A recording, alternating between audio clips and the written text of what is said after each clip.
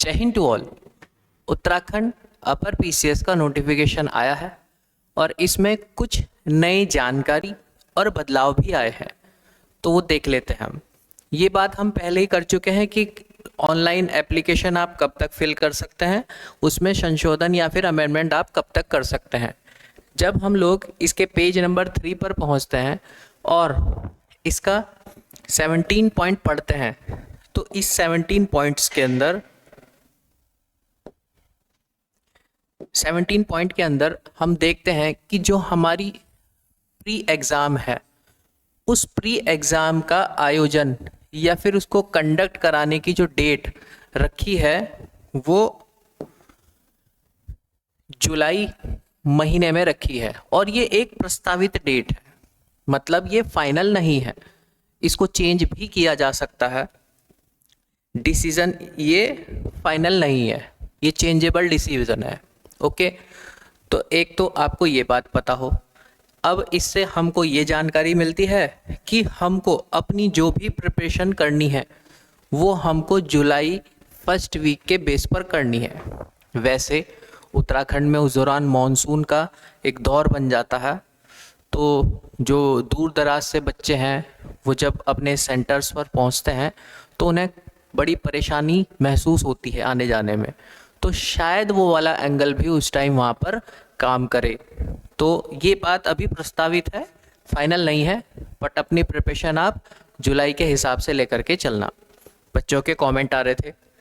दूसरा, जब हम लोग इसके पेज नंबर 8 पर पहुंचते हैं, पेज नंबर 8 और पेज नंबर 8 में पहुंचता है हम लोगों का पॉइंट नंबर 8, जो 8वां नंबर है। जैसे पिछली बार नोटिफिकेशन में 1 साल बढ़ा दिया गया था, इस बार जो डेट है वो 21 साल मिनिमम और 42 या 42 ईयर है मैक्सिमम। तो इस बार कोई यहाँ पर एज नहीं बढ़ाई है, और इसको नापने के लिए आप 1 जुलाई से नापेंगे। जिन लोगों का डेट ऑफ बर्थ 1 जुलाई 2024 को मिनिमम 21 है वो एप्लीकेबल है, और मैक्सिमम 42 है वो ही यहाँ पर एप्लीकेबल हो सकते हैं, उससे ज़्यादा वाले नहीं होंगे। और यहाँ पर एक बात खोल भी दी अच्छी तरीके से कि आपकी जो डेट ऑफ बर्थ है 2003 1 जुलाई 2003 के बाद वाले नहीं फिल पर कर पाएंगे। मतलब किसी की 2004 है, 5 है, 6 है, नहीं फिल कर पाएंगे। 2 जुलाई 1982 या फिर 1982 से पहले वाले जो हैं जिनकी डेट ऑफ बर्थ है वो भी फिल नहीं कर पाएंगे। जैसे मॉर्निंग में ही एक कमेंट आया था, यूपी से थे वो और 1981 उनकी डेट ऑफ बर्थ थी, तो आप एलिजिबल नहीं हैं। अब इसमें एक चीज़ है पॉइंट नंबर 9, यहाँ पर जैसे रिलैक्सेशंस पहले दिए गए थे एज के अंदर, आपको जिसको बोलते हैं रिजर्वेशन या आरक्षण, उम्र में छूट, वो उसी प्रकार से रखी गई है जैसे मैंने आपको पहले वाली वीडियो के अंदर बताया था, जो एज वाली वीडियो थी। तो ये चीज़, ये फॉर्मेट एज इट इज़ ऐसा ही है, इसमें कोई नया बदलाव नहीं है। वही 5 साल की हर एक कैटेगरी के अंदर 5 साल की आपको यहाँ पर एक तरीके से एज के अंदर रिलैक्सेशन मिलता है। तो इसको भी पॉइंट को हम बढ़ाते हैं आगे। इसके बाद पेज नंबर हम पहुँचते हैं 15 पर। देखो पॉइंट्स इसके अंदर बहुत सारे हैं, तो सभी के ऊपर डिस्कशन नहीं किया जा सकता है। पेज नंबर 15 में जो पॉइंट नंबर 3 है, ये थोड़ा बड़ा इम्पॉर्टेंट हमको लग रहा है, क्योंकि ये पहली बार ऐसा हुआ है। अभी तक हमारे यहाँ पर ये होता रहा है कि जो प्री एग्ज़ाम है उसमें 2 पेपर होते थे, अभी भी होंगे, जीएस फर्स्ट एंड सेकंड के नाम से, और जो मेरिट लगती थी वो दोनों के बेस पर लगती थी। बट इस बार ये क्लियर किया गया है कि जो प्रारंभिक परीक्षा है उसमें जो सेकंड पेपर है उस सेकंड पेपर की जो प्रकृति या फिर उसका नेचर होगा वो एज ए क्वालिफाइंग नेचर होगा। और ये जो क्वालिफाइंग नेचर है उसमें समस्त श्रेणी के अभ्यर्थियों, मतलब इसमें कोई रिजर्वेशन काम नहीं करेगा, चाहे वो SC ST OBC वीमेन या फिर इकोनॉमिक ग्राउंड से पिछड़े हुए हों, कोई भी कैटेगरी है, चाहे वो विकलांग ही क्यों ना हो, उन सबको, दिव्यांग ही क्यों ना हो, उन सबको मिनिमम 33% यहाँ पर लाने कंपलसरी है। नेक्स्ट चीज, जो हमारी प्रारंभिक परीक्षा या फिर प्री एग्जाम है उसका जो रिजल्ट आपके सामने आएगा वो रिजल्ट सिर्फ और सिर्फ फर्स्ट पेपर के बेस पर आएगा। इसका मतलब जो आप 150 मार्क्स का पेपर जो GS फर्स्ट है वो ही तय करेगा कि आप मेंस में जाएंगे या फिर रह जाएंगे। तो आपको फोकस GS फर्स्ट पर ज़्यादा करना है। और एक बड़ा और बदलाव किया है, वो क्या है वो भी देख लेते हैं। जैसे हम पहुंचते हैं पेज नंबर 17 पर, और जब हम पेज नंबर 17 पर पहुंचते हैं तो इसका 7th जो पैरा है, अभी तक हमारे यहाँ पर जो फाइनल या फिर मेंस के एग्ज़ाम सेंटर रहे हैं वो हल्द्वानी और हरिद्वार रहे हैं। बट इस बार एक बड़ा चेंज ये भी किया है कि एक नया सेंटर और लगाया है मेंस के लिए, जो हमारा रहेगा देहरादून में। तो अब हमारे यहाँ पर देहरादून में भी मेंस एग्ज़ाम कंडक्ट होंगे इस 24 के नोटिफिकेशन के अकॉर्डिंग। और एक और चीज़, इस बार प्री में भी कुछ एग्ज़ाम सेंटर बढ़ाए हैं, एग्ज़ाम सेंटर बढ़ा करके वो कर दिए हैं 27 प्री के अंदर। तो पेज नंबर 22 पर चलते हैं, और पेज नंबर 22 पर ये हमारे सामने पूरी एक लिस्ट है जो इस बार एग्ज़ाम सेंटर प्री के होने हैं।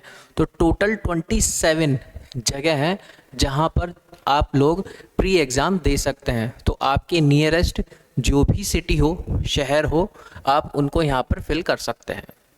अब इसी में ही नेक्स्ट वाला जो पेज है, यहाँ थोड़ा सा और क्लियर कट करके हमको बता दिया है कि जो आपकी प्री परीक्षा है, प्रारंभिक परीक्षा है, वो कैसे 2 घंटे में 150 क्वेश्चन है, 2 घंटे में 150 क्वेश्चन है, 4 घंटे टोटल 300 क्वेश्चन है, तो सॉरी 300 मार्क्स के हैं। बट ये जो 150 वाला है, ये जो 150 वाला है, ये 150 वाला ओनली क्वालिफाइंग नेचर है, और वो सेकंड वाले पेज पर लिख भी दिया है यहाँ पर, पहले हम लोग इस पे बात भी कर चुके हैं।